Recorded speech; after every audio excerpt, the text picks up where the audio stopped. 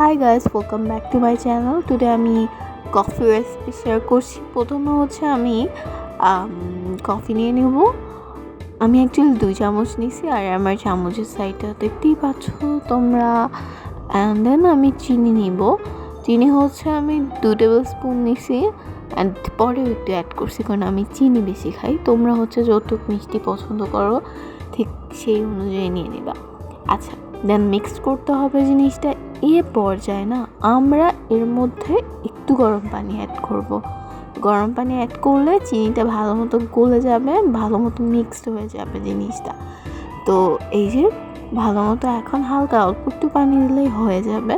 দেন mix করা হয়ে গেলে এ পর্যায়ে আমরা একটা বোতল নিব, যে কোনো বোতল, ফ্লাক্স যেটা ইচ্ছা নিতে পারো। আমরা জাস্ট একটা ফোম তৈরি করব আমাদের কফির জন্য। অ্যান্ড এই ফোমটার জন্যই কিন্তু আমাদের কফিটা অনেক বেশি ইয়ামি লাগে। ইয়েস, আমরা এখন এই বোতলের মধ্যে এটা ঢালবো।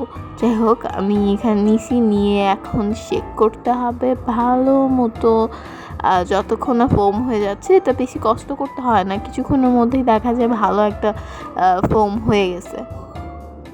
তো এরকম ফোম হয়ে গেলে অ্যান্ড এখন একটা গ্লাস নিব। ফার্স্ট হচ্ছে ফোমটা ঢালবা। অনেকে না আগে দুধ ঢালে, আমার মনে হয় যে না আগে ফোমটা ঢাললে ভালো, এটাই হচ্ছে রিয়েল টেকনিক আর কি।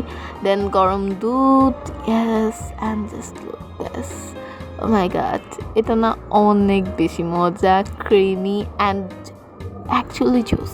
ও বাই দ্য ওয়ে, আমি কিন্তু দুধটা হচ্ছে কিছু দিয়ে করিনি, জাস্ট নর্মাল দুধ জাল দিয়ে নিয়েছি, দ্যাটস ইট। এটা হচ্ছে ইজি